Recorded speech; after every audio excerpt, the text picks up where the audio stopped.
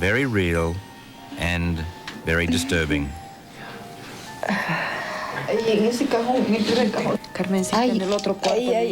Friends who have come to pray with Katia gently wrap her bleeding hands with bandages.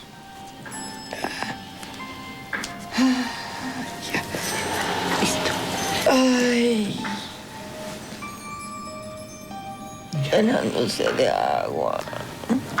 Sus pulmones se están llenando de agua. En este momento dice.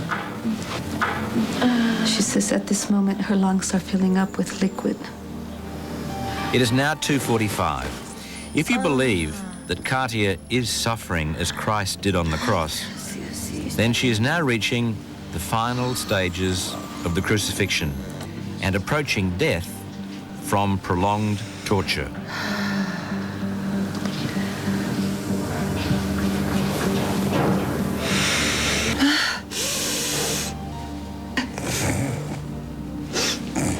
Katia's daughter, Tatiana, has arrived to help her mother.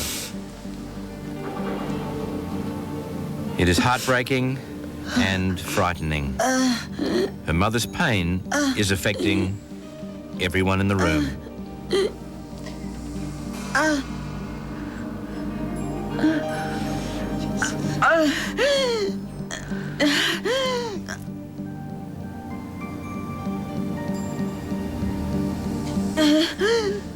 Jesus.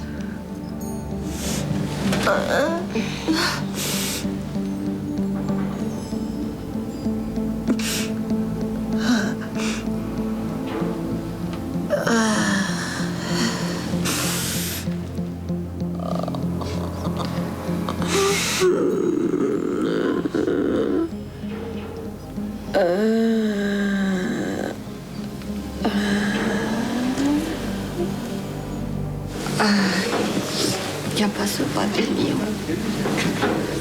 Ya pasó.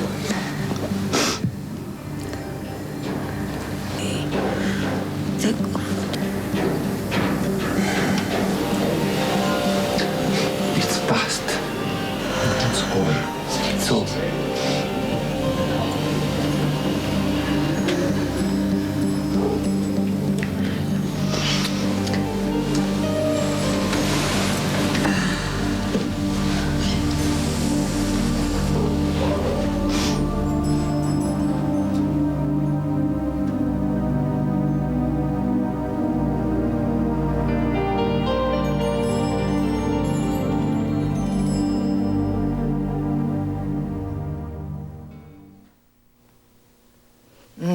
That was so very hard to watch, and on television, you were there, you watched those wounds, Michael, spring from nothing. How did you react being there, watching it with your own eyes? It was very disturbing. I think a lot of the viewers watching now will feel what I felt then. Maybe being there, it was a little bit worse. So mind-boggling and inexplicable, yet those viewers you're talking about, many of them are saying that is totally self-inflicted. Was there any point where you saw her or she could have done this to herself? There is no way that was self-inflicted. We were there all the time. We had access to Katia all the time. We saw the wounds start from nothing. The first wound on her hand was a pink dot, and you saw the end result. It simply was not self-inflicted. Now, you're a skeptical journalist. You feeling a bit more spiritual these days as a result of watching that firsthand? It certainly pushes you heavily in that direction, but you can't rely on your emotionalism when you're making that judgment, or even a feeling of spirituality. So I felt pretty strongly that we still had one more chapter of the stigmata to go. More proof. We had to go back the next day and see the condition of her wounds.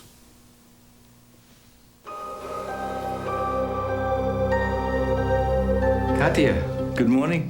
Good morning. ¿Cómo estás, Mike? When I visit Katia the day after the stigmata, I am shocked by her recovery. So much better. Less than 24 hours ago, she literally appeared to be dying. Today, she is almost fully recovered. The most striking change is in her face. The wound below her left eye has disappeared, as have the marks on her forehead. And your hands?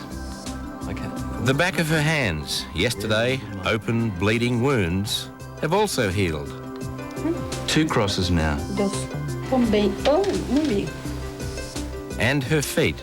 Again, open bleeding wounds less than 24 hours ago show wounds just healed, smooth to touch. So, no more stigmata? Ahora no estoy preparada para... Katia said she received this message from Jesus after her suffering stopped. Te he ido preparando para este I have been día, preparing you for this day porque necesitaba because I needed llegar to al reach mundo the world one more una vez time más through a someone través de like you, que mostrara to mi show the sufrimiento. world my suffering. Gracias. Thank you. So she was on a mission and you were there to help. Yeah, if you believe that message, it was remarkably strong. Jesus was saying to her, everything you've been through was to prepare you for this day. Your previous stigmata, all the messages, all your work. It was quite a message. A lot of pressure for one journalist, no? But you actually saw the wounds healed the next day. I mean, you looked at them with your own eyes and you saw that there was just a bare scar, is that right? Absolutely, and even on her feet where the wounds you could still see, there was no scab and they were smooth to the touch, which to me makes the psychosomatic theory quite unlikely. But of course, we still had the blood to test. Now, what were you looking for in the testing of that blood? Well, firstly, in being able to take the blood, that was part of our test, to authenticate that the wounds were real. The fact that we could take blood from wounds authenticated that. But then there's the question, if the wounds are the wounds of Christ, could the blood be the blood of Christ? I'm glad we're not asking any small questions in our special. When we come back, we'll be going back to Forensic Analytical, where blood expert Lisa Calandro will attempt to answer those questions live. Stay with us. We just saw Katia Rivas appeared to experience the stigmata while Michael and his team were present at her home in Bolivia. And while she was bleeding, Michael was permitted to take samples of the blood. Let's go back now live once again to Forensic Analytical, where expert Lisa Calandro is standing by to tell us of the results done on that blood. Lisa, anything unusual? Well, what we received was samples taken from the hands and feet and also 2 known reference samples. And those are samples taken from known individuals. We looked at the hands and feet samples first to determine that the swab samples did contain blood and that blood was human.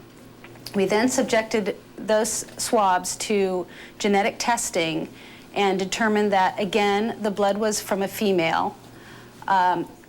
After that, we looked at the 2 reference samples. One of those was from a male. The second was from a female. That one was labeled K, and it was taken from Katia. The genetic profile that we obtained from the hands and feet samples and from the reference sample from Katia matched across several discriminating DNA markers. So, Ms. Calandro, this was Katia's blood that emanated from the stigmata, and there was nothing else unusual about that sample? We could not exclude Katia as the source, and we did not find any evidence of a source other than Katia in that sample. You have been so gracious to be with us tonight. We thank you so much for your expertise. Nice talking to you. Okay, so Giselle, the blood results were normal. It was simply the filming that was extraordinary. So you're not disappointed? Well, how can you be disappointed with film like that? It was pretty extraordinary. If we looked for too much in the blood, we didn't get it. In the filming, we got the extraordinary.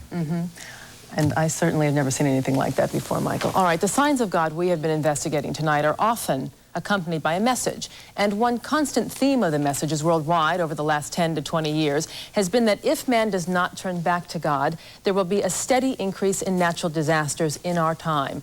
Is it just a coincidence, then, that the last decade of our century has been the most punishing of all?